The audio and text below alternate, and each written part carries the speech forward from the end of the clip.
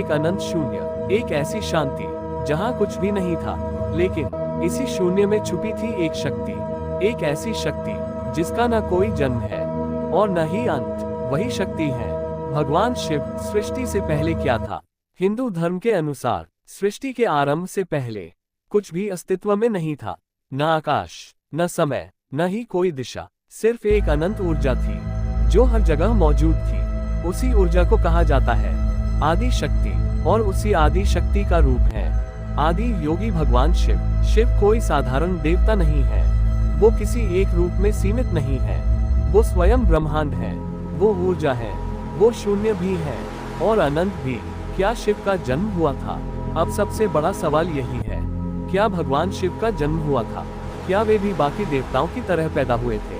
शास्त्रों के अनुसार इसका उत्तर है नहीं।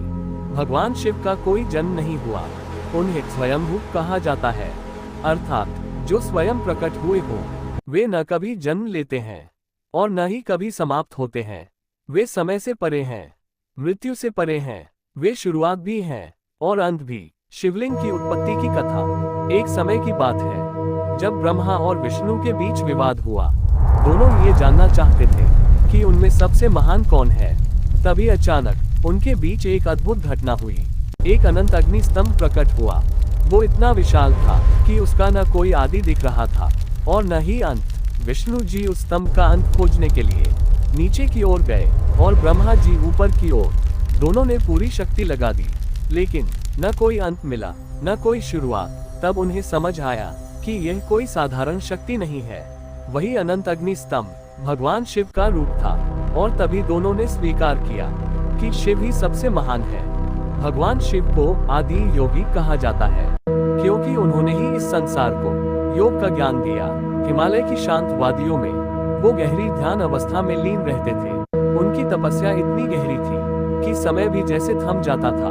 देवता भी उनके पास आते थे ज्ञान प्राप्त करने के लिए। उनका हर एक रूप, हर एक भाव तप, ज्ञान और शक्ति का प्रतीक है। वो सिर्फ एक देवता नहीं, बल्कि एक मार्ग है, एक चेतना है। शिव सिर्फ एक नाम नहीं है, यह एक अर्थ है, एक सत्य है। शिव का अर्थ होता है कल्याणकारी। उन्हें विनाश का देवता कहा जाता है, लेकिन उनका विनाश कभी भी अंत नहीं होता। वो विनाश हर उस बुराई का होता है जो सृष्टि के संतुलन को बिगाड़ती है। और जब बुराई समाप्त होती है तभी जन्म होता है एक नई शुरुआत का, एक नई सृष्टि का। यही कारण है कि शिव सिर्फ संहारक नहीं है, वे सृजन के मार्गदर्शक भी हैं।